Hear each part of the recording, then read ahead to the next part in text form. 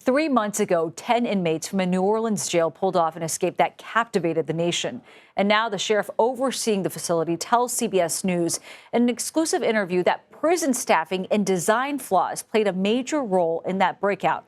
Orleans Parish Sheriff Susan Hudson says the timeline of the jailbreak dates back to the facility's construction, and now it's undergoing a multi-day audit with the National Institute of Corrections, reviewing its finances and security systems. Hudson detailed some of those issues to reporter Katie Wise. There are major design flaws in it that make it unsafe for those who are housed here and make it unsafe for those who work here. And I included the locks and other mechanisms that I don't want to talk about on camera that are safety issues.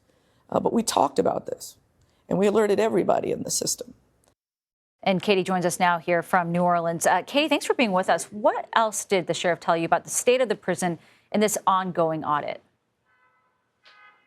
Well, during her tenure here, the sheriff says that she's already made more than 150 key improvements that were required by a lawsuit, a consent decree. She says she only has 5 more things to fix on that list. But she says that work to harden the facility really has been underway, well underway, since long before the escape happened. But regardless, they still have a long way to go because she says ultimately the jail facility, which is only 10 years old, wasn't really built well. She says it has a number of design flaws that they're now having to pay for, including the locks and barbed wire, as you heard. And so a number of issues, though. But despite those design flaws, she says that still they are investigating the extent to which that this could be an inside job. She feels that there are several employees that are under the microscope right now because it's impossible for those inmates to have broken out the way they did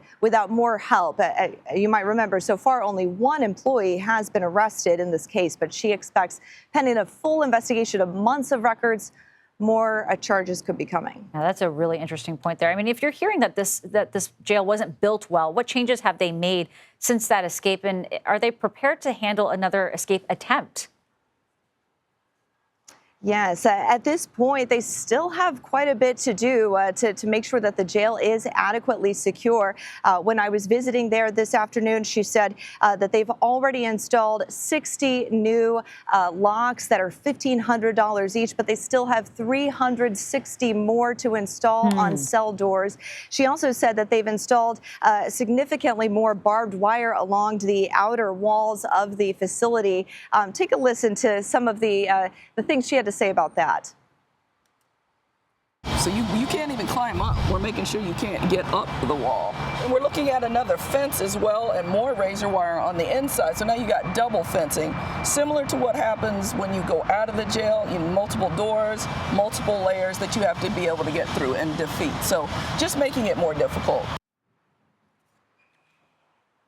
And the sheriff says she is also working with the state's attorney general and the federal DOJ to make sure that their facility is up to snuff. A great interview, Katie. Thank you very much.